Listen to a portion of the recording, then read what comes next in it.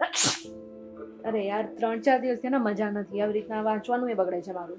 હા તો ચિંતા ના કર. 3-4 દિવસ પહેલા મારે સેમ જ પ્રોબ્લેમ હતી, તો ડોક્ટરે મને છે ને એક એન્ટીબાયોટિક દવા લખીને આપી હતી. તો મેં યુઝ કરી તો મને બેટર ફિલિંગ લાગે છે, તો તું ટ્રાય કરી જો. થઈ જશે સારું આને? એક મિનિટ ટ્રાય કરી. આ શું છે? એન્ટીબાયોટિક દવા. એન્ટીબાયોટિક. એ તો તમને મજા નહોતી ને, એટલે ડોક્ટર તમને આપી. તમે શા માટે આમને આપો?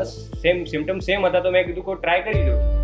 કદાચ તમને પણ આ જ રીતનાની આદત હશે કે તમારા પરિવારમાં કોઈ પણ વ્યક્તિને કોઈ પણ પ્રકારની તકલીફ હશે અને ડોક્ટરે એને જે દવા આપેલી હશે, એને જે એન્ટીબાયોટિક્સ આપેલી હશે ને, એ જ તમારી ઈચ્છા હશે કે એ પણ તમે લઈ લો, જેથી તમને પણ સારું થઈ જાય. પરંતુ આ બિલકુલ ના કરતા, કારણ કે આવી જ રીતના એન્ટીબાયોટિક્સનો ખોટો ઉપયોગ કરો અને ખોટી રીતના જો એને ખાવ છો તો તમારું મૃત્યુ પણ થઈ શકે છે. આ હું નથી કર્યો, આ એક રિપોર્ટ કહી રહ્યું છે. રિપોર્ટમાં શું શું છે એ જાણીને કદાચ તમને ચોંકી જશો, પરંતુ હા, જાણવું જરૂરી છે. એટલા માટે થઈને આજનો વિડીયો પૂરો જોઈ લેજો.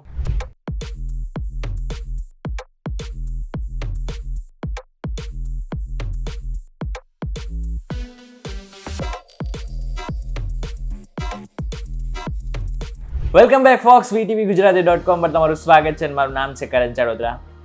અગર તમને કોઈ રોગ થાય છે તો તમારે શું કરવું જોઈએ? કોઈ તમને એમ કહેશે કે ડોક્ટરને બતાવવું જોઈએ અને દવા લેવી જોઈએ અને પછી તમે આપોઆપ સાજા થઈ જશો. પરંતુ હવે હું તમને એમ કહું કે તમે દવા જ લો, પરંતુ એ દવા જ બિનઅસરકારક થાય તો શું થશે? દવાઓ જો બિનઅસરકારક થાય તો શરીરમાં નવા નવા રોગો તો આવશે, પરંતુ આગળ જઈને શરીર નબળું પડી જશે અને પછી મૃત્યુ પણ થઈ શકે છે. અત્યારે દુનિયામાં આ જ થઈ રહ્યું છે. WHO અને UN આને જ લઈને ચિંતિત છે. 26 સપ્ટેમ્બરે એન્ટી માઇક્રોબાયલ રેઝિસ્ટન્ટના ખતરાનો ઉકેલ શોધવા માટે સંયુક્ત રાષ્ટ્રની શિખર બેઠક યોજાઈ હતી. જોકે આ બાદ હજી એક સ્ટડી થઈ હતી જે ધ લેન્સેટ દ્વારા કરવામાં આવી હતી, જેમાં સામે આવ્યું છે કે એન્ટીબાયોટિક્સ આગળના સમયમાં અસર નહીં કરે.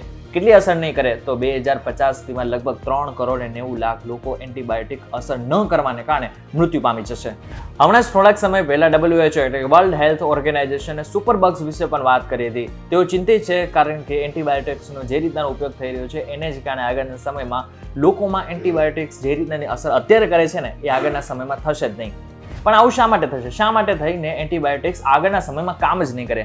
તો એનું સૌથી પહેલું કારણ છે કે લોકો ચણા મમરાની જેમ એન્ટીબાયોટિક્સનો ઉપયોગ કરી રહ્યા છે. આપણે બધાને ખબર છે કે કંઈ પણ આપણને થાય ને તો આપણે પોતપોતાના રીતે ડોક્ટર બની જતા હોય છે. એને જ કારણે ઘણા બધા લોકો એવા છે કે રોગોમાં એન્ટીબાયોટિક્સ પોતાની રીતે લેતા હોય છે, જેને કારણે આગળના સમયમાં એન્ટીબાયોટિક્સ એમના શરીરમાં અસર કરશે જ નહીં.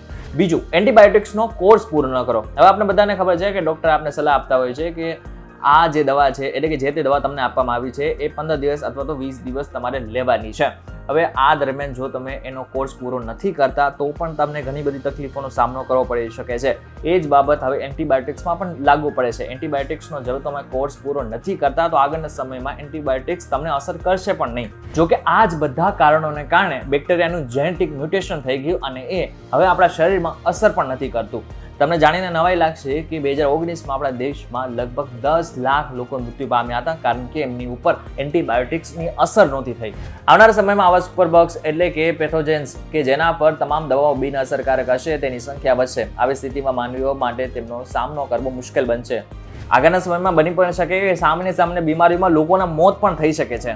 તો હવે આનાથી બચવા આપણે શું કરી શકીએ તેની પણ વાત કરી લઈએ. સૌથી પહેલું, નાની નાની વાતોમાં અને નાની નાની બીમારીઓમાં દવા લેવાનું બંધ કરી નાખો. આપણે કોને શીખવાડી દીધું છે કે શરદીને ઉધરસ થાય તો એન્ટીબાયોટિક્સ લઈ શકાય છે. એન્ટીબાયોટિક્સ જ્યારે શરદીને ઉધરસ થઈ હોય ને ત્યારે નથી લેવામાં આવતી, અને આપણે જ્યારે આપવામાં આવતી હોય છે ત્યારે પણ ડૉક્ટરની સલાહ મુજબ આપવામાં આવતી હોય છે. તમે તમારી રીતે એન્ટીબાયોટિક્સ નથી લઈ શકતા. એમાં પણ ખાસ કરીને શરદી ઉધરસમાં તો બિલકુલ નથી લેવામાં આવતી.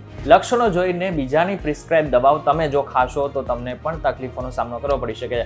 એટલે આપણા બધાને ખબર છે કે અગર મને કોઈ પણ પ્રકારની તકલીફ છે અને મારી આજુબાજુમાં જે પણ વ્યક્તિ બેઠેલો છે એમને પણ એ જ પ્રકારની તકલીફ છે અને એને કોઈ ડૉક્ટરે દવા આપેલી છે, તો આપને એમ થાય કે મને પણ એવા જ લક્ષણ છે ને તો હું પણ એ જ દવા ખાઈ લઉં. તેવું ના વિચારશો, કારણ કે એમનું શરીર અલગ છે, તમારું શરીર અલગ છે.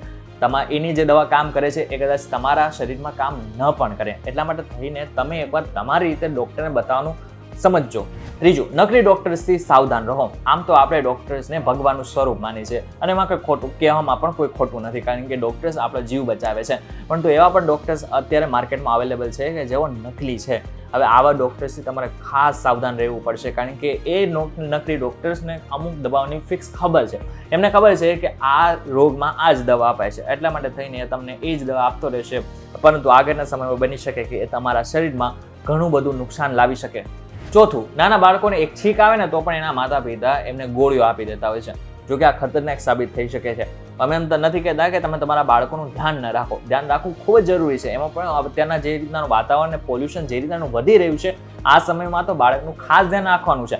પરંતુ એનો મતલબ એમ બિલકુલ નથી કે માત્ર ને માત્ર એક છીંક આવીને તમે તરત જ એમને કોઈ ઘરમાં પડેલી ગોળી આપી દેવો છો. આ ખતરનાક સાબિત થઈ શકે છે. એમાં પણ ખાસ કરીને એન્ટીબાયોટિક્સમાં તો ખાસ ધ્યાન રાખવું પડશે, કારણ કે એન્ટીબાયોટિક્સ એકવાર શરીરમાં ગઈ પછી તમારે કાં તો એનો કોર્સ પૂરો કરવો પડે છે, અથવા તો જો તમે ડૉક્ટરની કીધા વગર એન્ટીબાયોટિક્સ લો છો તો પણ તમારા બાળકને આગળ જઈને ઘણી બધી તકલીફોનો સામનો કરવો પડી શકે છે. પાંચમું, આ બધાથી બચવા માટે તમારે એક વસ્તુ તો આજથી જ શરૂ કરી નાખો, એક્સરસાઇઝ. એક્સરસાઇઝ જેટલી કરશો એટલી જ તમારે આગળના સમયમાં દવાઓ લેવાની જરૂર નહીં પડે, તમારું શરીર સ્વસ્થ રહેશે અને તમારે કોઈ પણ બીમારી તમારા શરીરની અંદર આવી નહીં શકે. ત્યારે અત્યાર સુધી તમને ખબર પડી ગઈ છે કે એન્ટીબાયોટિક્સ આગળના સમયમાં કેવી રીતના આપણે શરીરમાં અસર જ નહીં કરે અને આગળના સમયમાં કેવી રીતના 3,90,00,000 લોકોના આવનારા 25 વર્ષમાં મોત થઈ શકે છે. ત્યારે આ બાબતને લઈને તમારું શું કહેવું છે અમને કોમેન્ટ કરીને ચોક્કસથી કહેજો. વિડીયો થકી જો તમને કોઈ ઇન્ફોર્મેશન મળી હોય તો વિડીયોને લાઈક અને શેર જરૂરથી કરજો. તો આવા જ ઇન્ફોર્મેટિવ વિડીયોઝ માટે અમારી ચેનલ vtvgujarati.com ને એકવાર સબસ્ક્રાઇબ કરી નાખજો.